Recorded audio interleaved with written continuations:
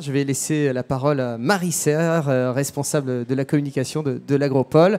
Voilà, bonjour, je vais vous laisser bonjour. Je vais vous laisser une petite heure pour nous parler de cette thématique. Comment répondre efficacement aux enjeux posés par le recrutement en agroalimentaire?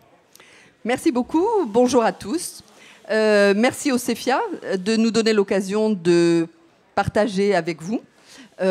Entre nous et avec vous sur le sujet du recrutement.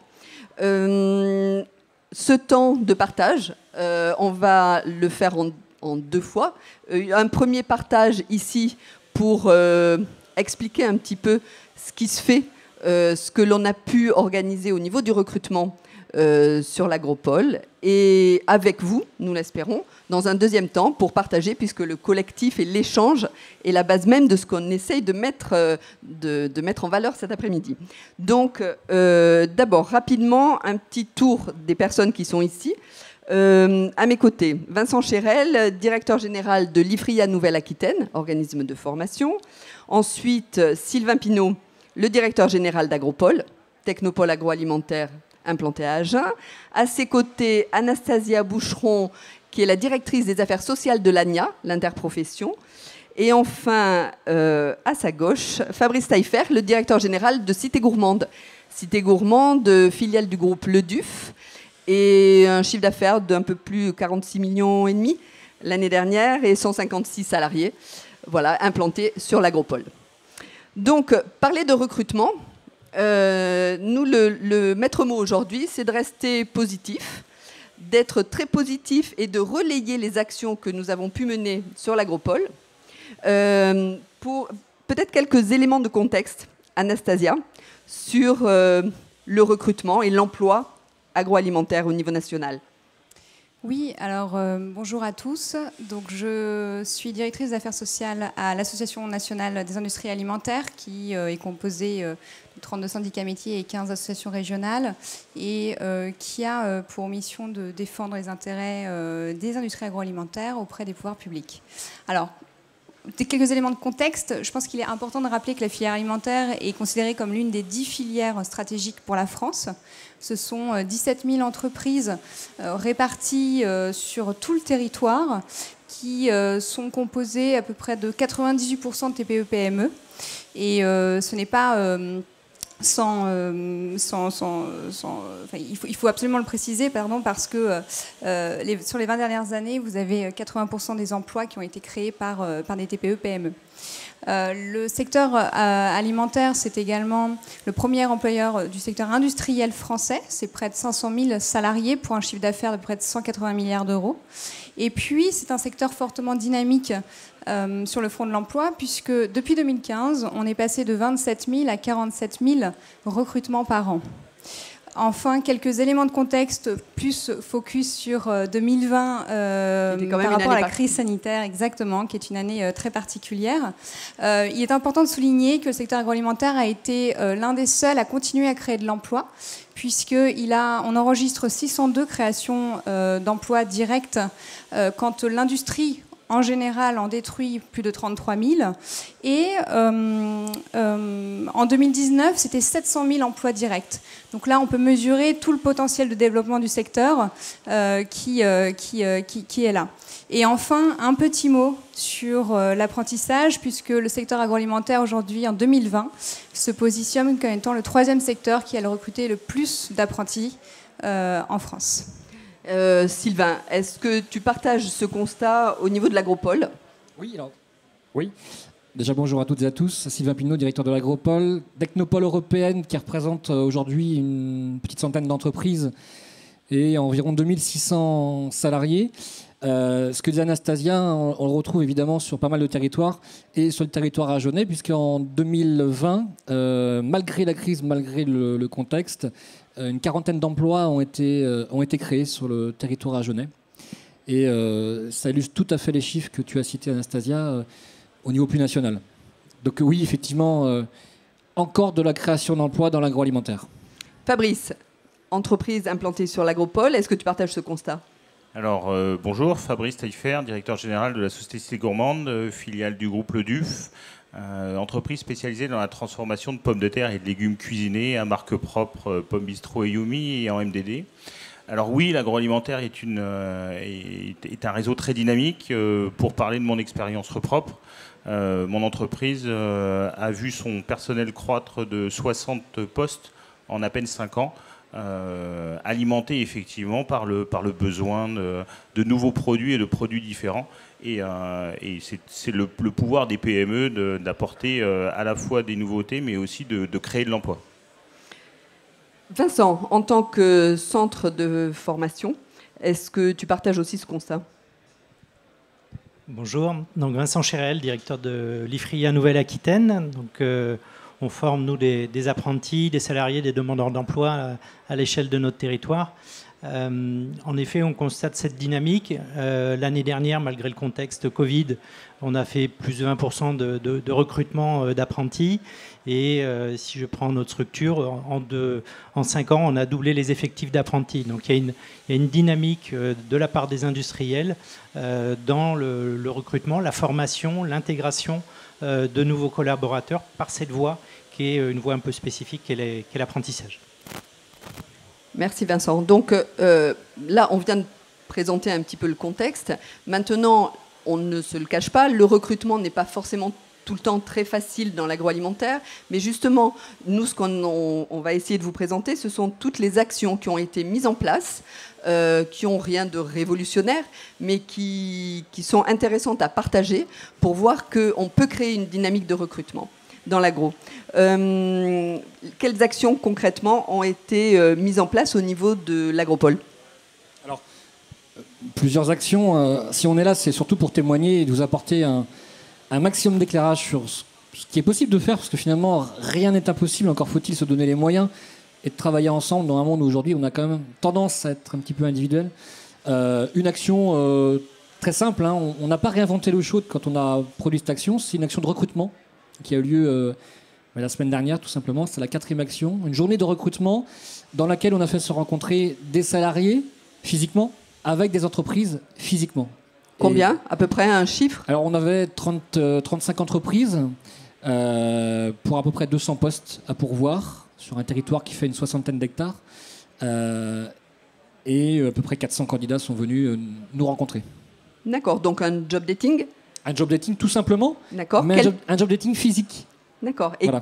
Quelles entreprises étaient là ? C'est-à-dire périmètre uniquement agropole, plus large ? Non, ce qu'on a fait pour la 4e édition, c'était pas la première. On s'est dit, il y a un outil qui s'appelle Agropole sur un territoire. Autant faire profiter à tout le territoire qui est le département de Lot-et-Garonne, ou du moins un territoire plus large, et on a fait profiter à tout le monde et à toutes les entreprises agroalimentaires. Alors justement, c'est intéressant de savoir, Fabrice, en tant qu'industriel d'Agropole, est-ce que ça veut dire que c'est la fin du « je vais débaucher chez toi la ressource que je n'ai pas chez moi » ? Alors, bien sûr, déjà dès le départ, débaucher chez le petit copain les salariés, à la fin, forcément, c'est une équation qui est perdante, puisque au lieu de créer du désir et d'attirer des nouveaux collaborateurs, vous finissez par travailler uniquement avec les salariés qui existent sur l'agropole. Et donc, ça veut dire pas de nouveaux salariés, donc pas de croissance possible. Et je pense qu'aujourd'hui, où on dit qu'on parle de souveraineté alimentaire, il faut à un moment donné se doter et se donner les moyens d'attirer des nouveaux collaborateurs et toutes les initiatives de l'agropole le permettent effectivement de venir chercher et de mettre en exergue les bienfaits de travailler dans l'agroalimentaire parce que c'est un beau métier, parce qu'on nourrit aussi la France. Hein. Encore une fois, je reprends le terme de souveraineté alimentaire. Ne soyons pas plus chauvins. Si on n'attire pas des salariés dans l'agroalimentaire, et ben demain on apportera toutes nos marchandises. C'est pas la volonté de ces gourmandes. Et donc oui, on évite d'aller marcher sur les plates-bandes des petits copains. On va plutôt essayer de créer des vocations parce que c'est comme ça que nos entreprises pourront continuer à grandir. Ok. Et Anastasia, donc l'ANIA qui a signé un partenariat avec l'APEC. APEC, nouveau partenaire de la manifestation Agropole Recrutement. Est-ce qu'on peut comprendre un petit peu mieux le sens de ce partenariat APEC-ANIA ? Oui, tout à fait. Donc l'ANIA a signé un partenariat début avril avec l'APEC de façon à couvrir toute la diversité des profils qui sont recrutés dans l'agroalimentaire, puisque on travaille bien entendu déjà avec Pôle emploi qui accompagne les demandeurs d'emploi au sens large. On travaille également dans le cadre du dispositif Un jeune, une solution pour les entreprises agroalimentaires s'engagent auprès des jeunes, donc pour l'emploi des jeunes. Et du coup, le partenariat avec l'APEC nous permet réellement d'avoir ce maillage complet sur tous ces profils. L'objectif, vraiment, c'est de donner de la visibilité sur ce qu'apporte ce partenariat, donner de la visibilité sur les services mis à disposition pour les entreprises, et puis aussi sur l'accompagnement des actions qui ont été menées, telles que celles dernièrement menées par Agropole Recrutement. D'accord, c'est une déclinaison territoriale d'un partenariat national. C'est l'objectif, c'est-à-dire qu'on a un partenariat national et ensuite qui permet de déclinaison au sein des régions, au sein des territoires, pour accompagner au mieux les entreprises, leurs initiatives, leurs projets de recrutement, ou encore la promotion de leurs actions, toujours dans un souci d'attractivité. Fabrice, est-ce que tu peux nous expliquer si tu abordes le recrutement d'un directeur marketing de la même façon qu'un opérateur de ligne ? Alors non, on n'a pas la nécessité d'avoir la même attractivité. Encore une fois, un directeur commercial ou un cadre dirigeant va travailler dans un contexte qui est clairement différent. Là, quand on cible un ouvrier de production, il faut amener une visibilité, une attractivité qui est différente. Donc non, bien sûr, on ne recrute pas un cadre commercial ou une responsable ADV comme on va recruter un conducteur de ligne ou un pilote de production. Donc c'est vraiment une approche différente. Alors, on recrute différemment les différents profils. Et comment on fait venir dans une ville moyenne ? Je pense qu'on n'est pas les seuls à se poser ce genre de questions. Agen, c'est 40 et quelques mille habitants au niveau de la ville, 100 000 à peu près au niveau de l'agglo, coincé entre Bordeaux et Toulouse, deux métropoles. Donc attirer et recruter sur une ville comme Agen, comment ça se passe ? Parce que dernièrement, tu as recruté une responsable de l'administration des ventes qui venait de loin. Qui a traversé la France, qui a quitté sa montagne puisqu'elle habitait à Grenoble. Et en fait, encore une fois, on donne de la visibilité, on donne des perspectives. C'est un peu on va dire ce plus PME, de l'autonomie, de la responsabilité. Et elle est venue aussi pour s'inscrire dans un projet, dans une histoire. Elle n'est pas venue pour chercher une rémunération, hein, c'était pas l'attrait premier. C'était vraiment pouvoir appréhender l'entreprise, s'attacher à l'entreprise et le projet lui a plu. Et c'est ça qui l'a attirée et qui a fait qu'elle a traversé la France pour nous. Donc il faut vendre une histoire, une marque employeur ? On vend une marque employeur, on vend un projet auquel on s'associe. Et ça, je pense que c'est important. Je pense qu'aujourd'hui, il y a un besoin d'appartenance des salariés. Et les salariés, au-delà du travail, doivent sentir qu'il y a un projet global derrière. Ça peut s'appeler marque employeur, ça peut s'appeler ce qu'on veut. Ce qu'il faut vraiment, c'est que le salarié s'approprie et s'approprie l'entreprise et les objectifs de l'entreprise. Et c'est ça que nous, entrepreneurs, on doit mettre en avant parce que, encore une fois, on passe un tiers de sa vie au travail, donc le travail doit avoir du sens et pas uniquement produire, on doit s'y retrouver aussi. D'accord, et pour être attractif, l'action fédératrice d'Agropole est importante aussi. Sylvain ? Elle est extrêmement importante parce qu'en fait, on ne fait rien tout seul. Agropole, de toute façon, tout seul ne sait rien faire. Hein. C'est grâce aux entreprises qui mettent des actions en œuvre que ça fonctionne. Et justement, l'intérêt de tout ça, c'est de faire en sorte qu'il y ait des collectifs qui se créent pour des actions ponctuelles, que ce soit dans le recrutement ou en autres actions d'ailleurs. Et ça qui va faire la différence. Chacun dans son coin, on peut réussir à faire des choses, mais à plusieurs, c'est encore plus facile. Certains l'ont dit avant nous d'ailleurs. Hein. Et ça crée de la visibilité ? Et ça crée une forte visibilité parce que, comme a dit Fabrice, tout l'intérêt étant d'attirer aussi des cadres qui jamais ne viendraient sur des territoires comme les nôtres, qui sont un peu plus ruraux que certains autres territoires, notamment les jeunes, mais aussi les moins jeunes. Et plus on sera amené à travailler à plusieurs et s'associer ensemble sur différents sujets, quand on aligne des marques, c'est plus facile aussi d'être fort et de montrer aux jeunes ou aux moins jeunes qu'on a derrière un projet. et que potentiellement, il y a aussi un potentiel sur le territoire, qui n'est pas que sur une entreprise, mais sur plusieurs. Ça, c'est super important. Donc on parle des jeunes, on parle de l'action collective de différents industriels.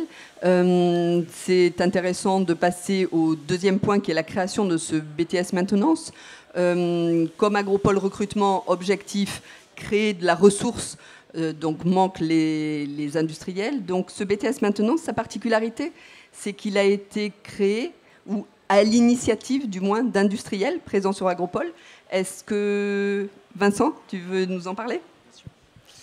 En effet, oui. Il y a un an, on constatait au terme d'une campagne de recrutement d'apprentis qu'on était en difficulté face à le recrutement de techniciens de maintenance sur le Lot-et-Garonne et particulièrement sur la Genée.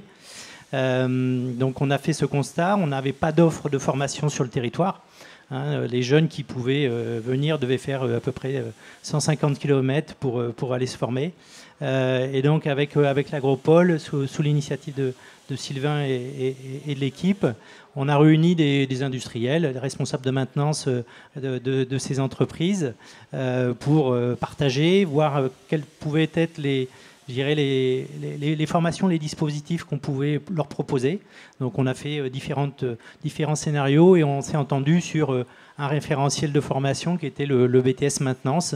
On est sur une fonction qui est vraiment stratégique dans les entreprises agroalimentaires et les entreprises industrielles de manière générale, mais particulièrement criant sur ce bassin d'emploi.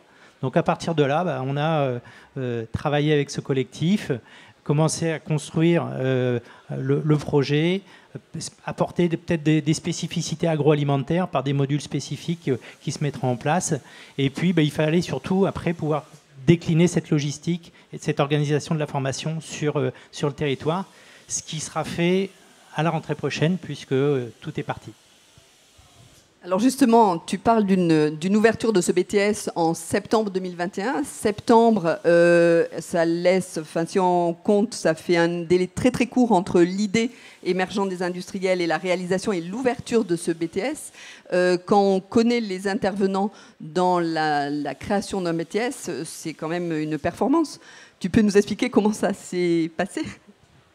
Il faut trouver. Alors, les IFRIA ont une particularité, c'est d'être ce qu'on appelle un CFA sans mur. Donc, on est un CFA, mais on s'installe chez les autres. Voilà, on n'est pas des parasites, on est plutôt dans la collaboration. Et l'idée, voilà, c'était de trouver un partenaire sur le secteur, et en l'occurrence un lycée professionnel.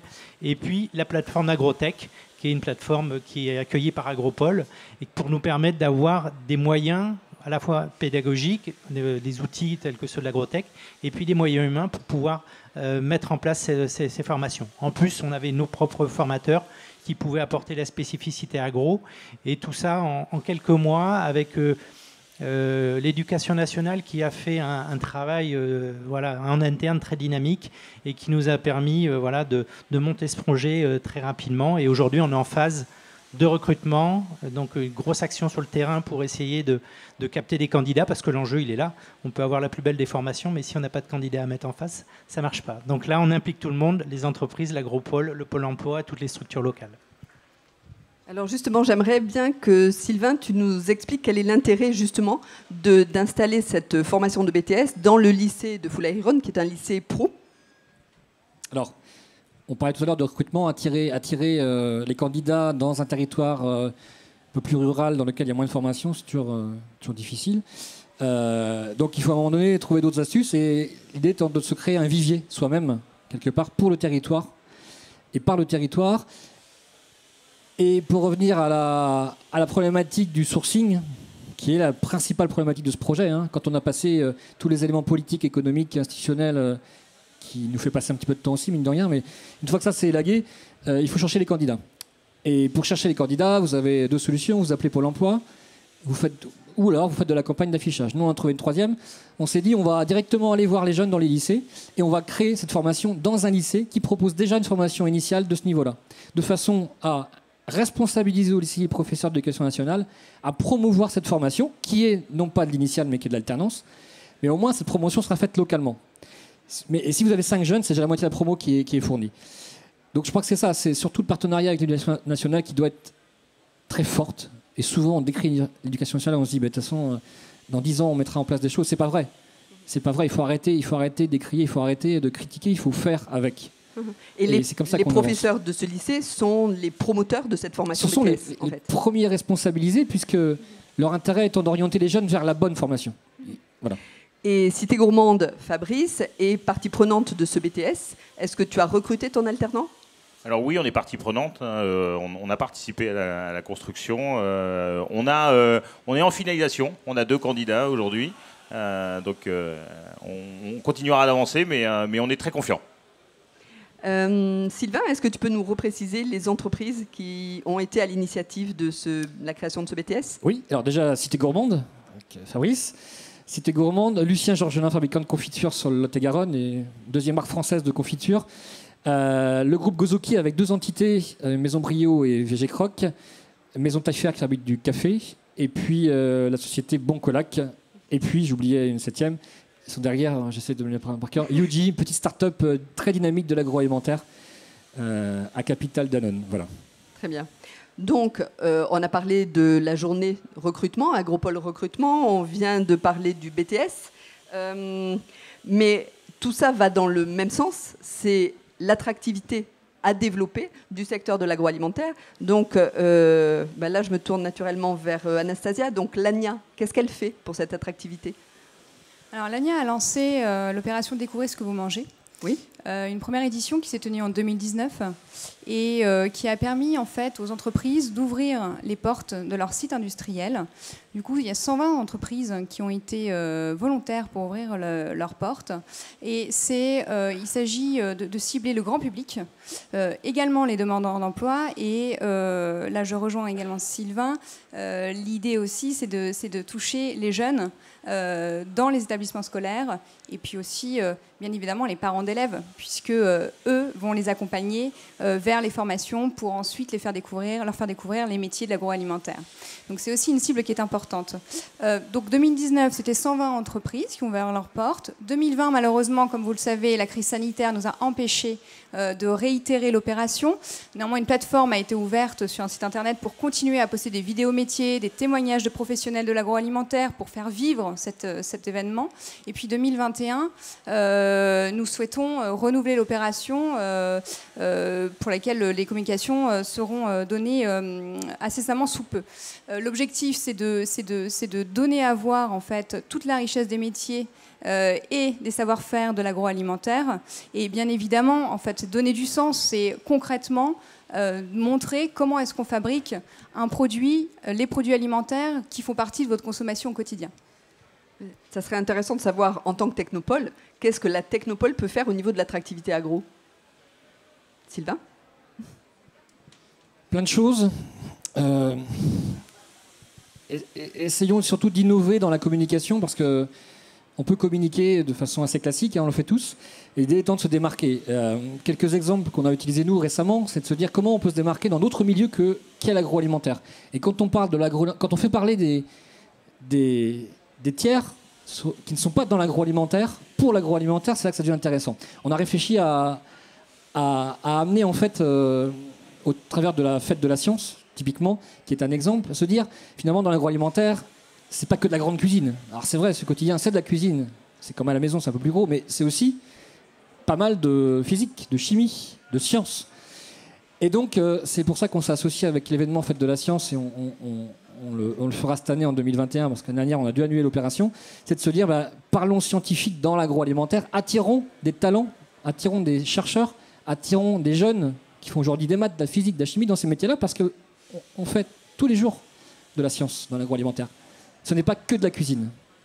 Et cette préparation de la fête de la science nous a permis de rentrer en contact avec une plateforme assez singulière. Est-ce que tu peux nous en dire un petit mot ? On va passer une vidéo juste après. Ouais. Alors, parfois, il faut un peu décaler, sans tomber dans l'idiotie, entre guillemets, mais il faut un peu décaler pour attirer des gens qui jamais seraient venus dans l'agroalimentaire parce que c'est ringard, parce qu'il fait chaud, parce qu'il fait froid, parce qu'il faut s'habiller, parce que je vous passe les détails.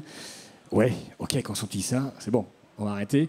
Et on va essayer d'utiliser des moyens sympas, sans tomber dans le jeunisme non plus, il ne faut pas exagérer, qui vont permettre d'expliquer les métiers et les faire expliquer par les gens qui travaillent dans l'agro. Je crois qu'on a un exemple, c'est ça ? Oui, on a la vidéo numéro 1 pour illustrer cet exemple. Marre de la routine ? Je vais te parler d'un métier où tu n'as pas le temps de t'ennuyer. Entre les commandes clients, les innovations de produits et les journées de fabrication, chez Yoji, le responsable de production doit orchestrer tout ça. Le but, c'est d'avoir la meilleure performance, un max de rendement avec le minimum de pertes matière possible, tout en gardant une bonne ambiance dans l'équipe et en s'adaptant au mieux aux aléas. Et oui, une panne de machine est vite arrivée. Entraide et opportunités s'offrent à toi sur l'Agropole à Agen, alors rejoins-nous.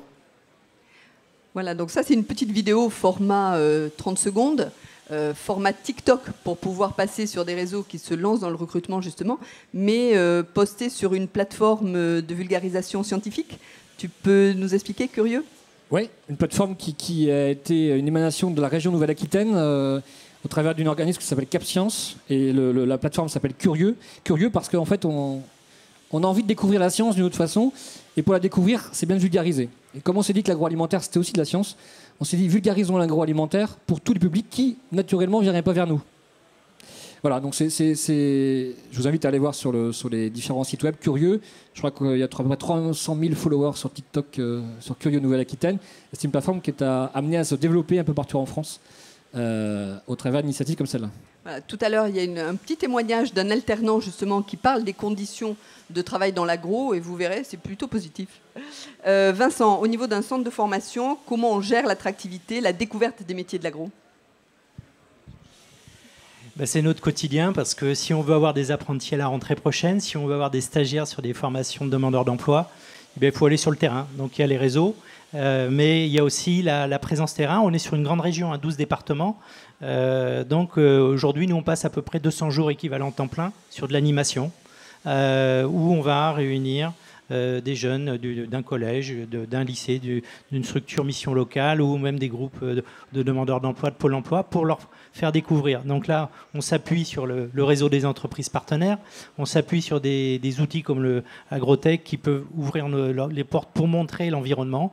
Et puis il faut faire du réseau, il faut travailler avec les missions locales, toutes les structures qui sont en contact et à qui on peut montrer un petit peu quelles sont la diversité des métiers, parce qu'on n'imagine pas que derrière cette bouteille d'eau, on ait 25 métiers différents. Et ça, c'est notre enjeu. Alors justement, ça serait intéressant de t'entendre, Fabrice, sur la fierté de la marque et comment, justement, par exemple, tes enfants vivent le fait. Il y en a que je ne connais pas ou... Alors, ton fils.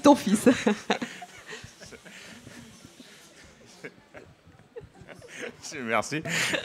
J'en ai combien ? 2, 3, 4 Non, mais le fait de pouvoir trouver dans les bacs de supermarché le produit qui sort de l'usine Cité Gourmande, c'est quand même une fierté pour lui, non ? Forcément, c'est ce qu'on discutait tout à l'heure. Hein, je pense que le sentiment d'appartenance, alors c'est là où c'est important, c'est que le sentiment d'appartenance du salarié, il ne se fait pas que chez lui. C'est aussi le sentiment de partage et de fierté de ce qu'on produit. Et moi, effectivement, personnellement, alors j'en ai qu'un, on est d'accord. Donc mon fils, effectivement, moi j'ai une grande fierté, c'est quand on mange et qu'il dit moi je veux manger du pomme bistrot. J'ai l'impression de me trouver chez les amis qui disent moi je bois du Coca et pas du Pepsi. Donc ça fait plaisir et ça donne un sentiment de fierté à ce qu'on produit qui est vraiment extraordinaire parce que on s'associe aux produits de l'entreprise, on s'associe à la réussite de l'entreprise. Et pour moi ça c'est une valeur essentielle qui donne de la visibilité encore une fois aux salariés, qui donne une prospective, une perspective et qui rend fier. Je vais réitérer mon mot sur la souveraineté alimentaire. La souveraineté alimentaire, c'est une agriculture, c'est une transformation, c'est des salariés. Mais pour que tout soit en commun, il faut qu'on soit fier de ce qu'on produit et qu'on soit fier de ce qu'on vend. Et pour être fier de ce qu'on vend, il faut qu'on s'associe à un projet d'entreprise, à une marque, à quelque chose qui nous tienne à cœur. Et effectivement, c'est quelque chose de plaisant d'avoir un fils qui dit mais je veux manger du pomme bistrot et pas une autre marque qui commence par M par exemple. Voilà, donc c'est assez plaisant. On parle de perspectives. C'est intéressant de continuer par les perspectives des métiers qu'on sera amené à connaître dans la profession agro, dans l'industrie agro. Anastasia, au niveau de l'ANIA, est-ce qu'il y a des profils, une évolution, une tendance que l'on peut dégager des métiers qui seront proposés dans l'industrie agroalimentaire dans les prochaines années ? Avant tout nouveau métier, il y a surtout les industries agroalimentaires qui font face aux transitions numériques, technologiques, mais aussi environnementales. Et forcément, elles ont des impacts sur les métiers d'aujourd'hui et de demain. On peut déjà parler de l'automatisation des process de fabrication qui engendrent forcément des besoins de plus en plus forts, notamment en maintenance industrielle, donc technicien, électromécanicien, responsable maintenance, et puis, mais aussi en production au niveau des opérateurs, notamment, qui demandent des salariés de plus en plus qualifiés. Donc il y a déjà cette montée en puissance, cette transformation et ce besoin en compétences de plus en plus fort. Il y a également du coup, les métiers en lien avec l'environnement, forcément, qui existent et qui émergent de plus en plus. Et puis enfin, ce qui est surtout souligné, c'est avec ces évolutions, c'est être en capacité de plus en plus de faire preuve d'adaptabilité et d'élargir ses compétences. D'être polycompétent, agile forcément. Et c'est d'autant plus vrai dans des structures comme des TPE-PME, où en fait, de plus en plus, les salariés deviennent des interfaces au sein de l'organisation de l'entreprise. Et donc, il y a une nécessité à vraiment comprendre tous les rouages et du coup, à être une des clés du fonctionnement de l'entreprise. Alors, donc, dans ces nouveaux métiers, est-ce que l'IFRIA a anticipé, est prêt ? Alors, notre première vocation est de répondre aux besoins du court terme. Donc ça, c'est les 310 jeunes qu'on forme tous les ans. Mais en effet, on a vocation aussi à apprendre et intégrer toutes ces évolutions.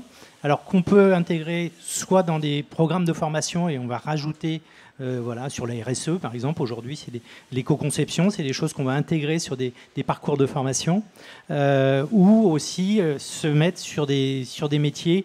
On va ouvrir en septembre prochain une formation d'ingénieur plutôt tournée sur la technologie. Donc, c'est tous les équipements qu'on voit là et la maîtrise de ces équipements. Donc, ça, c'est une nouvelle formation parce qu'aujourd'hui, on a ressenti le besoin dans notre industrie d'avoir des personnes formées sur ce niveau-là. Donc, en effet, on est en veille, mais aussi on veille à demain aussi, puisque dès demain, il faut aussi former remplacer les collaborateurs actuels. L'accompagnement des carrières, c'est important aussi, Fabrice, que tu accueilles pas mal d'alternants. Pour combien de temps? Quel est leur parcours? Quelle perspective tu leur donnes? Alors oui, on a une vraie culture d'alternance sur Cité Gourmande. Cette année, on est à 15 alternants répartis sur toute l'entreprise avec des parcours plus ou moins longs.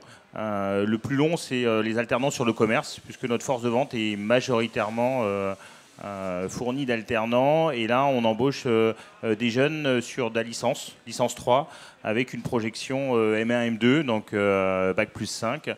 L'objectif étant de vraiment les faire monter en puissance, leur faire découvrir le monde de l'agroalimentaire, la négo, le monde du commerce, et à terme de pouvoir leur proposer effectivement des titularisations. On a commencé cette aventure-là il y a 7 ans maintenant. Et je pense que l'exemple le plus marquant chez moi, c'est un de mes comptes clés. Aujourd'hui, j'ai 2 comptes clés. J'ai un compte clé qui a démarré chez moi en L3, qui a fait 3 ans, L3, M1, M2, que j'ai embauché en CDI comme chef de secteur. Et puis, on va dire l'agilité d'une PME, un départ qui s'est fait plus rapidement que prévu. Il est monté en puissance d'un coup et là aujourd'hui, il est compte clé national. Il gère 15 millions d'euros. Il a, à mon grand désarroi, 24 ans, donc 20 ans de moins. Mais c'est extraordinaire parce que, encore une fois, sentiment d'appartenance, on va dire, non valorisable. Il est arrivé dans l'entreprise lui a donné son premier poste, lui a ouvert une capacité qu'un grand groupe ne pourrait pas donner parce que vous avez des étapes et si vous ne passez pas à l'étape 1, vous ne passez pas à l'étape 2 et si vous n'avez pas fait ça, vous ne faites pas ça. Voilà, moi à 24 ans, je n'étais pas patron de 15 millions d'euros de business et ça, c'est aussi la force d'une PME. L'opportunité qu'on peut avoir dans une PME ne sera jamais comparable à un grand groupe. C'est la force d'une PME, c'est la force aussi de l'alternance. Et j'aimerais bien qu'on passe la deuxième vidéo. C'est le témoignage d'un alternant qui intègre le BTS maintenance dont on vient de parler et qui le fait chez Yogi. On peut passer la vidéo, s'il vous plaît. Donc, je m'appelle Aurélien Loens, j'ai 21 ans. Je vais commencer en septembre à la rentrée le BTS maintenance en alternance avec l'IFRIA. Et là, donc, je commence en juillet l'alternance chez Yoji. Oui, on peut penser qu'avec le froid ou l'humidité, ça peut être des points négatifs, mais pour moi, personnellement, ça ne me dérange pas. C'est un secteur dynamique en ce moment et c'est bien parce que ça permet de trouver du travail tout le temps et voilà. Donc j'ai d'abord envoyé un dossier à l'IFRIA et une fois que ma candidature a été acceptée, j'ai envoyé des CV à plusieurs entreprises sur l'agropole et donc j'ai eu plusieurs réponses positives et j'ai fait le choix de Yoji. La gamme de produits sur laquelle il travaille me semble intéressante. Cette société a l'air de se développer rapidement et ça va être intéressant à l'avenir. Je compte du coup démarrer avec le BTS et une fois que je l'aurai, être technicien de maintenance, puis évoluer, devenir responsable de maintenance. Et voilà. Voilà, donc vous voyez ce témoignage, l'agro, oui, ça séduit. Et peut-être pour conclure au moins cet échange ici avant d'échanger avec vous, Sylvain, un petit mot de conclusion ? Oui, je crois qu'il y a plein de choses à dire. Le principal, c'est d'avoir envie de faire des choses à plusieurs, c'est mieux, on l'a dit tout à l'heure. Il y a de belles histoires en agroalimentaire, il y en aura d'autres. On a la chance d'être dans un secteur porteur, qui sera encore porteur, on a tous besoin de manger, ça d'autres l'ont dit avant nous aussi, mais c'est très positif ce qui se passe.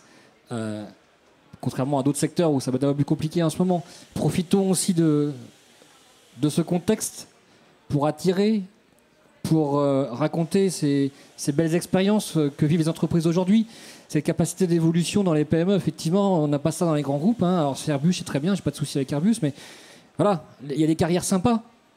Positivons autour de l'agroalimentaire plutôt que de passer notre temps médiatiquement à décrier les crises. Il y en a des crises, il faut être vigilant. Mais montrons les belles histoires pour donner envie de faire dans ce pays de l'agroalimentaire le secteur le plus attractif, mais encore plus attractif qu'hier. Et je pense qu'on a encore des choses à faire. Moi, je remercie le CFIA de nous avoir donné l'opportunité d'échanger parce qu'en fait, tout simplement, c'est en échangeant à plusieurs, en partageant les expériences devant vous et avec vous, c'est ça qui fera demain la différence. Restons pas dans notre coin et bougeons-nous. Voilà. Collectif, peut-être le maître mot de ces actions-là. Ok. Merci à tous. Si vous avez des questions. Les questions, voilà. C'est le moment, la dernière ligne droite. Nous sommes en direct sur mycefia.com. Et si vous avez des questions, c'est le moment de les poser.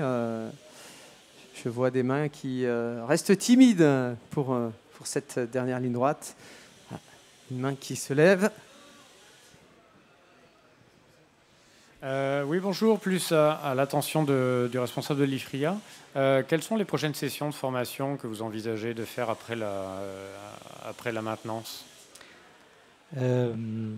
Aujourd'hui, on est présent sur les métiers de la production, la logistique, du commerce, de la qualité, production du niveau opérateur au niveau ingénieur. Donc on va dire qu'on a une carte de formation à l'échelle de notre territoire qui est plutôt bien pourvue. Ce que l'on recherche, je vous disais, la région, c'est 12 départements. Donc on part de Bayonne, on va à Guéret, il y a 600 km. Donc il y a des problématiques sur l'accès à la formation sur les territoires. Donc parfois, on est plutôt dans la démultiplication d'une offre de formation au nord de l'Aquitaine ou au sud de l'Aquitaine pour satisfaire à des besoins de proximité.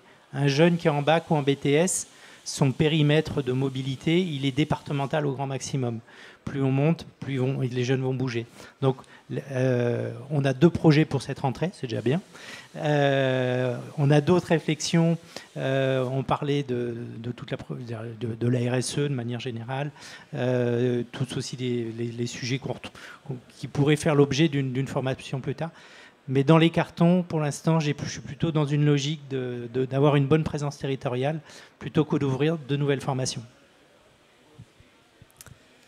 J'espère qu'on a bien répondu à votre question. Autre question ?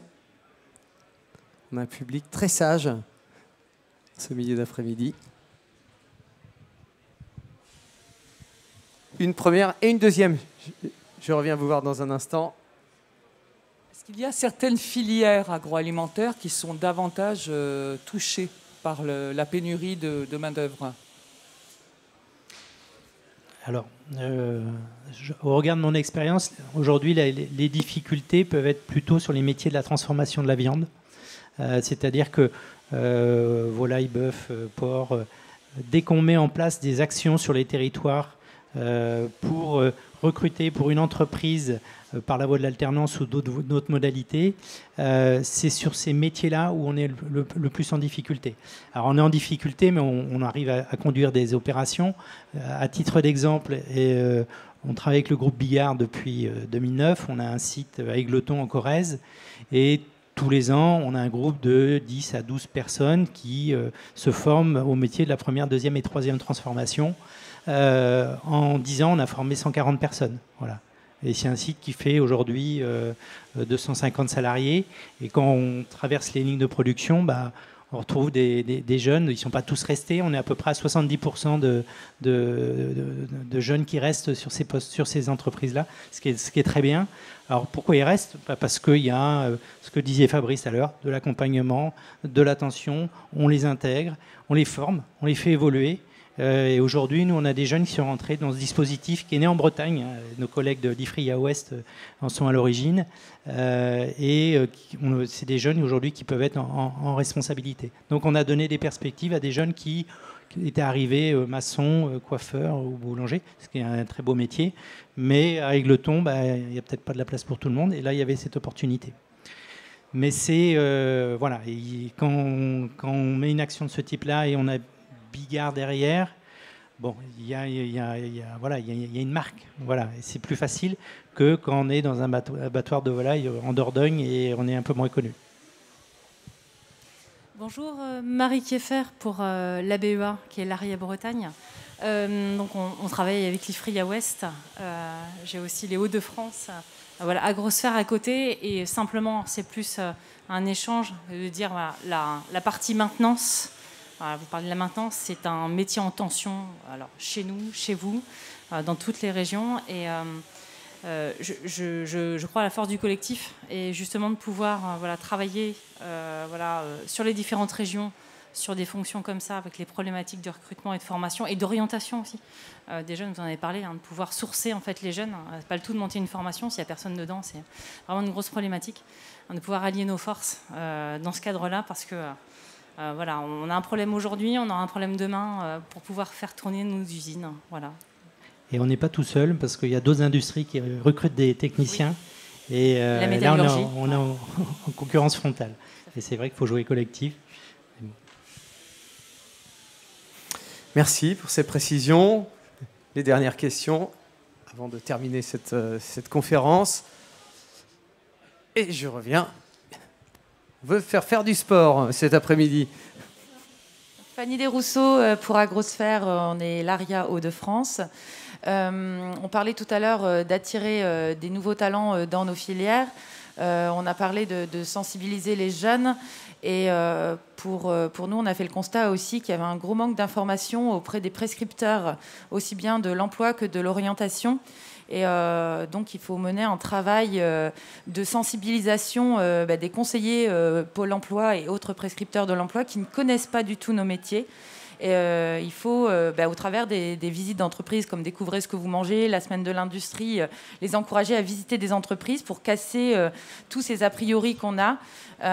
Et également les enseignants qui ont la compétence de l'orientation des jeunes et qui ne connaissent pas du tout les métiers de l'industrie.